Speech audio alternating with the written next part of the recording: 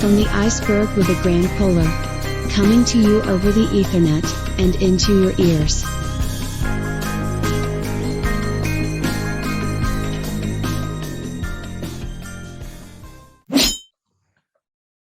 All right, why don't we just jump right into it and tell me about Paulina, how you started, and about the Apolinara. Well, it's easy. Like for me, it was very organic way how I developed to Apolinara idea, because I'm a musician since I'm 6 years old. So I told to my parents straight away that I want piano and I want proper music education. And it's important to say here that there are no musicians in my family. So all of them was like, how come? So it's not like I heard the music all the time and I got inspired. No, it's like still nobody knows what got into my brain, but I was like very motivated. I said that I want to go to music school. And by the time, it's not like music studio that everyone get accepted. No, it's like a proper school that you have to enter. And you have an audition at 6 years old, you have to fit. And it was already like late August. They already finished auditioning, and the director of the school just said, like, only if she got like super talent, we will let her in, because otherwise all the places are full. And I didn't have it. So all my life I was like overcoming obstacles. I never been like a super talented child. I just was very motivated. That's my character. And I was so upset that I didn't enter. And I asked my mom, called them again and asked maybe somebody didn't show up and some place is open now. And that actually happened at the like middle of September. They took me in, and I was super, super happy with that. So that's why I started like from 6, and I always knew I want to be a musician. And when I entered university, I know that I want to be like rock singer, but also I was living in the capital and it's very expensive. So I had to go to work, and I went to this like wedding singer, all of this stuff. And of course I switched to playing pop music for money. And here come like a big double side. I knew that I want to create rock and metal music, but nobody pays me for it. And all my energy goes now to work, where I play the music that I hate, but it gives me something to live for.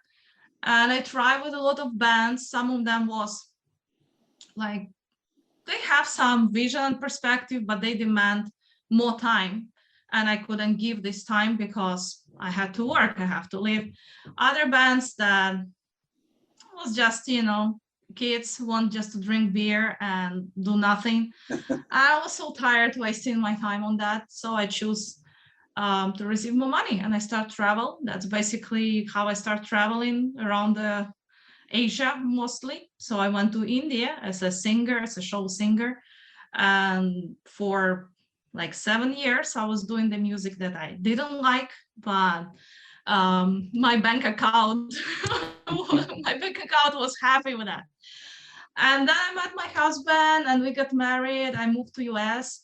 I started feeling like a bit lost because I didn't have to work any longer with the music that I hate, but I absolutely lost the vision how I can develop myself as a musician that I want to be. So I was living like family life was good, but personally as professional, I was like having a lot of depression and, dark thoughts, all of that stuff. And then I got my daughter, went completely into motherhood and everything. And I think my husband just saw how like that I'm happy, but not totally happy. And we lived in Spain that time, and he just stepped in some studio. He prepay some hours, and he say, I already pay, and you have to record a song in few months. I'm waiting for result. Like, do whatever you want. You just have to do it. So it was a push that I really needed, because I don't like to waste any investments, right? So he already prepaid something, I have to do it. And I sit and I like, okay, if I'm doing this again, I'm not doing any cover song. I want to do my own music. And I asked myself a lot of uncomfortable questions. I was like facing a lot of things about me I was not like think, because I opened my old songs and I saw that I already forgot the harmonies, because when you compose, you think, it's so nice harmony, I will never forget it. Few years after, it's like totally wiped from your brain. So yeah, that was, sometimes you need to see yourself, your true self like that, be just pushed into your face. And that's what happened. I decided I want to start alone, because we keep travel because of my husband's job. I cannot have any reliable bandmates, so I have to find the strength and become my own singer, my own manager, and everything. So that was a story how I started Apolinara. And we recorded with musicians on the studio that my husband found the first single, Slowly. I received a lot of good feedback. Some criticism was a little harsh, but it helped me to understand where I want to move on, how I want to grow. And now the Slowly going to be on the album in 2 versions. So I was so inspired by ideas that it's going to be on 2 new versions on the album. So yeah, that's how Apolinara. So Apolinara, it's me and other musicians that work with me as session musicians, that give me opportunity to choose the best one. So that's what I like about it. I don't need to be settled with someone that I don't like too much. I can hire the one that I want. So that's a freedom. That's for me a freedom. And then in today's world, they could be anywhere in the world, because I know we've done recordings like that. We just send the track over, and then they put their bit on, and then we come to bring it back in the studio and mix it together. So that's true. Like, and don't get me like wrong. I want to perform live. I want to have musicians perform live with me. Just at this point, I recorded the album. I want to promote my album, and of course, I keep looking for good musicians around me. So if I find and if I have a chance to perform on some live concerts, I will take this opportunity. That's for sure. Well, in a way, with this whole pandemic thing, I mean, no one's been able to perform anyway. So it's a bit of a blessing in a way for you, because there's no pressure for you to start. Yeah, and I see a very good advantage, because when it's happened, some of my friends who are performing musicians, they was like desperate. They didn't know what to do with their lives, because for them, like, stage is the only way how they can express themselves. In my case, I already had a vision. So for me, pandemic or not, I was like, I'm reaching to my goals. So for me, it was absolutely fine. Yeah. Cool. Your musical influences, obviously you've gone into the metal genre, but what are your musical influences? Why did you go there? Is it because of someone? Well, sometimes I like to reverse the question on the person who asked me, how do you think, what my musical influences, what you hear in my music? I'm curious, because it's very important. As a person who worked with music, when you heard my songs first, what do you think? Whom my voice remind you of, or style? How can you say it? It's very... I honestly can't answer that question. It just... I heard it and I liked it. Okay, have you heard my songs already? I've been playing them every week for the last 6 weeks. Maybe you just play and you don't play. Who knows? I honestly can't say there's anything that jumps out at me to say who, which please take it as a compliment, because there's a lot of bands out there and artists who sound like somebody else or try and sound like somebody else, but you struck me as unique, and that's why I started playing your music. Okay, of course, to take it as a compliment. I've put it back to you. It just, in marketing thinking, because I listened, again, as I say, I had to become my own manager and everything. So I heard some courses about music marketing and everything, because I knew nothing about that. I didn't have Facebook page, I didn't have Instagram account, like nothing. So I had to learn about that stuff, and I keep learning. Like, it's learning every day, because always something changed. Like, as soon you know no, you know nothing. But the life is, I think it's the life is the same. As soon you think that you know the life will throw at you something that you not expect. Yeah. So that's why, like, I like to ask people who know my music a little, because I know that always, like, it should be some, connect. I need to know what bands I remind them of, not because I like these bands, because sometimes, like, maybe I like something, doesn't mean that I fit in the same shoes or genre.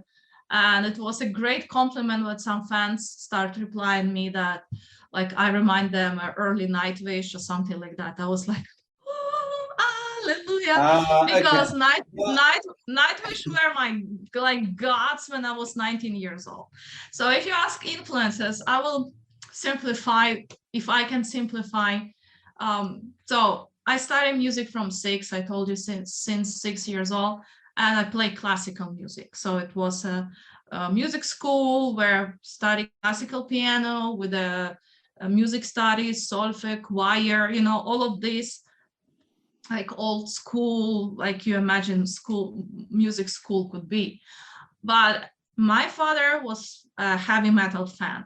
So at home, it always was Deep Purple, Black Sabbath, Led Zeppelin, so all of this. So I think it's already started to blend in my head, classical stuff and heavy metal stuff. And then when I was teenager, I think every teenager goes through some darker thinking and all of this thing. And some of my friends gave me, and it was tapes. By that time, it was tapes, no CD, nothing. So give me a mixtape with Moonspell and Therion. That was 2 bands that was like gothic, more darker sound. And then my another friend brought me the tape with Lacrimosa. I don't know, Lacrimosa band from Switzerland? They like gothic metal fathers, basically. And the guy who brought me this tape, because they had very nice piano part, and he wanted me, like, to listen if I can play something like that, give him some notes, because again, it was before the internet. We didn't have, like, you can Google the notes or the chords, nothing. So that was a fun times. So he just gave me a tape, like, please, can you find the notes, can you play it or something like that, write it down. So that was exactly how I started. And then, of course, some bands came to me, some friends gave me something to listen. But the big discovery was Nightwish. When I heard Nightwish first time, I was like, what is that? Like, for me, whatever music I heard before was like elevated to next level. And I never imagined the opera singing. No matter, I'm not opera trained singer, I'm not, but I was just impressed how you can blend that as a solo, because in Therion, they had a lot of choir vocals, but as a solo, like Tarja did a solo fronted and female, that for me was like eye-opening experience. I was like, wow, this. So I became a fan for very long years. But then as I said, I was traveling, I was working, I didn't spend in much. And they had another singer that I really like. I like her, but for me, there was not a Nightwish style. So I was like a little not. And then when the third singer, Floor Jansen, joined, for me, she is like the goddess that I look up for, the vocals, everything. So yeah, so that's what my basic influences, I can say. Okay, because now I've had time to think. I think you sound, there's a lot of Within Temptation. Mm-hmm. Sharon, yeah, your voice is lent more towards Sharon than Arlo, than to Fleur Jansen. So that's where I would put you, to Within Temptation. That's fine. That's my second favorite band. I'm glad. And And I don't know if you heard it. We covered one with the Temptation song. I covered with my friend. We make a duo somewhere. I think you even have it on your screen down there. I see. Oh, there it is. Yeah. Somewhere. Make official cover of that. So yeah. Okay. So yeah, because I'm a massive Nightwish fan. And when they were 3 years ago, I especially flew across when they were in Switzerland on their Decades tour to see them live. I visit Decades tour in Madrid. Okay, So and that's... I mean the sound and them live. I said no, they've got to be playing to backing system or something, because it was just so perfect. I mean, brilliant, Yep. best concert ever. So, yeah, so that's why they're always on top in this symphonic genre. So yeah, they own it. They own it. I mean, when Taja left, I thought that's the end of Nightwish. And I think a lot of people thought this way. Yeah, and then when Annette came in, I don't think her voice really matched. That's exactly, like, I respect her as a singer. I like her solo stuff now that she's doing. Like, it's great, but something was not right. The chemistry was not right. Yeah. And then when Fleur came in, I mean, it just changed the whole band. You could see it in the whole dynamic of the band came alive again. Yeah, it was like perfect together. Finally, two puzzles. But now Marco's left. The bass player Marco, he's left. So now, but maybe he'll come back. Well, I took it a little like harsh when I just found out, but come on, when it's I don't know, they're 25 years together or more, like, people changing, people need to live the life, not always happening the way fans want it to be happen. So we need to accept it. Okay, I think we've basically covered everything, haven't we? Because I'm a talker, I told you. I'm a big talker. I don't have to say anything. and this is not on my native language. Imagine how much I talk on my native language. So what I like to do when I do interviews, just for fun, and it's great for social media because you can put it into under 1 minute, hopefully, for Instagram and places like that, and people love watching them. And I've started to do it now with all my other interviews, so everyone knows. And I do a little pop quiz. Okay. There's no tricky question. Great. For a moment, I thought you will ask me if I'm wearing the pants, because you still do. Because nowadays everything in Zoom, people dress up only up, and down and down. So I'm wearing the pants, yeah. But I'm not. Because it's cold. Even it was 35 in summer, probably not. But it's cold here, so no. All right, are you ready? Yeah. First thing that comes into your head. Can you see that all right? Yeah, my favorite test. Favorite food, meat, steaks, burgers, meat. Favorite city.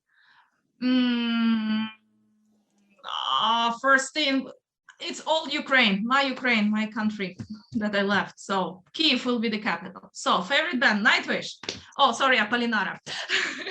Favorite color, black and red. Depends on the mood.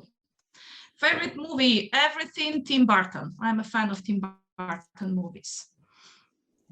Favorite song, my songs. All my songs are my favorite songs. If it's Nightwish, then I wanted to say Ghost Love Score, but Wishmaster sometimes win over. I don't know why. I like the speedy music. Favorite animal, cats. cats, my favorite animal. Favorite actor? Johnny Depp. Because Tim Burton, you know, they go together. Favorite drink, red wine. Favorite radio station? Of course, your radio station, Bulldog Station. Brilliant. See, it was easy. No tricks. It's quite funny. Everyone that I've interviewed so far, all the girls say Johnny Depp. Really? Oh, yeah. Good for him. I think I must edit all the things together and send it to him and say, look, here's your fan base. Probably, yeah. Well, when I was small, I really liked Bruce Willis. That was my to-go character, because he's saving the world all the time, you know. But then when I entered to some gothic stage, I discovered Tim Burton as a director, and then I started liking Johnny Depp, because they go perfect together. That's true. I mean, some of Tim Burton's movies are really, really, really great. Yeah. They're classic movies. I really enjoy them. That's exactly why I choose Johnny Depp. And then I find out he also like rock music and play guitar. Yeah, have you ever seen him do his live performances with Hollywood vampires? I think yes, I saw one video, and then I saw with Marilyn Manson. Yeah. So that was. He does a really good cover version of Heroes, David Bowie Heroes. Okay, I need to check it out. Yeah, check him out. Hollywood Vampires. Mm-hmm. It's actually, I couldn't believe he's actually pretty good. Oh, Johnny. Mm-hmm. Yeah. Okay. You see, even after that, so it's no way to choose another actor. What are your future plans? Well, I'm focused on the album. It's out on February 22. So my plan to conquer the world, no less than that. So yeah, so to promote. I really like to connect with the I cannot call fans, because it's not fans, I'm just starting out, but people who are interested in the same genre as I'm playing. I really like to connect personally. So when people write me on Instagram, I always answer myself, and I like to chat. I found a couple of good friends, like strangers but friends, and it's great. So I like that my music helps people. A lot of people write in me that they listen to my music for inspiration. And as I say, because I started Apolinara after being in a very dark place of my professional side, that I felt like it's nothing I will ever do. I'm now only mother and wife, nothing more. And all of that you can find in my songs, that I'm fighting with these darker thoughts, that I try to find my way to grow and to walk. And because I like fantasy, so that's why you have some mystical and fantasy content. But my album is very personal. So that's why when some people write me that they connect to the lyrics, that they feel the same way, that's for me like, it's the biggest expectation that I have. So, and I'm saying conquering the world, it's not that of course I want to make some money, I will sell my CDs, but mostly I really want to connect more with the people who need to hear this message, who need to hear that you always need to walk your path, you always need to move on, never give up. So that's a message that I try to project in the album.